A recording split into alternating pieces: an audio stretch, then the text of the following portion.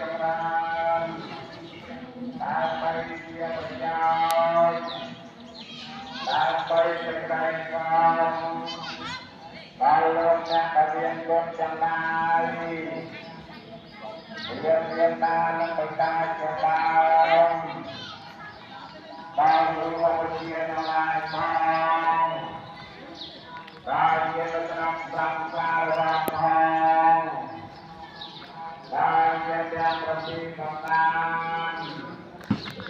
ដែលមានប្រវត្តិចំណាយដល់ប្រវត្តិចំណាយត្រូវជាមានផងដល់យើងខ្ញុំប្រាថ្នាបានផងអរកាយបានទៅឡើងអរយាពីតាផងអរយាបីតាផងអរមោទនី